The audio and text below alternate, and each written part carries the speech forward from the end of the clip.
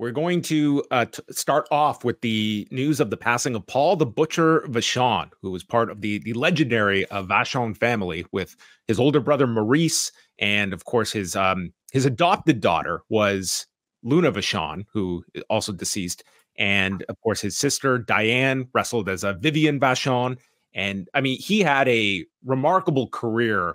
Not just as a wrestler, but also as a promoter. Wasn't as famous as his brother Maurice, but also got into amateur wrestling. Maurice went to the Olympics in 1948 representing Canada. Paul did not go that high, but did do very well as a Canadian amateur when he was wrestling at 191 pounds. And their careers both went into pro wrestling, but they were not like attached at the hip for a good portion of their earlier careers, because Paul was like this world traveler that went to Australia for about 5 years in the early 60s and wrestled all over the world before coming back to the US and Canada. And the two of them, they were a very, very strong drawing tag team in numerous territories. They were in Stampede together, Texas, Georgia. Their biggest run together, in addition to Montreal, would have been the AWA, where they held the tag titles for almost 2 years, from the summer of 69 until May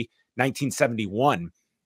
And when they dropped the AWA tag titles, like that was a big period for the AWA. They drew very well with the Crusher and Dick the Bruiser. There was a Comiskey Park show where they did 21,000 people during that program. But in 71, this is when the Vachons, they were partnered with Yvonne Robert, Edouard Carpentier, and several other investors, and they got Grand Prix up and running in Montreal and going head to head with the Rougeau's promotion, which was All Star Wrestling.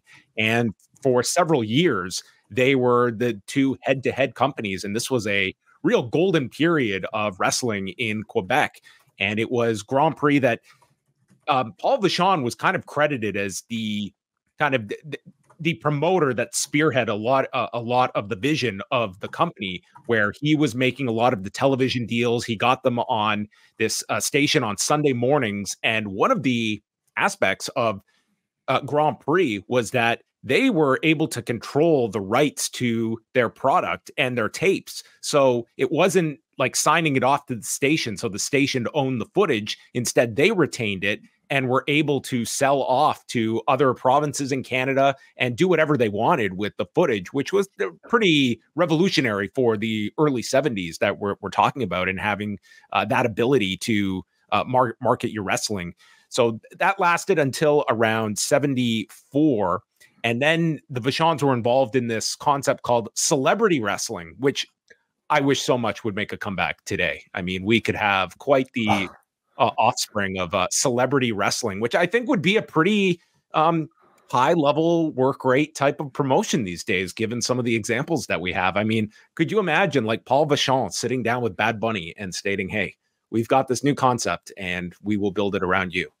Well, I'm curious to know how celebrity wrestling looked back then.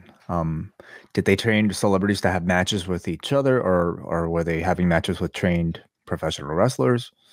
I was not around in the 70s to watch celebrity wrestling. I don't know if any footage of it even exists. I would love to learn a bit more about the concept. It was not a very long standing company, but it was their kind of post Grand Prix project that they had for a little bit.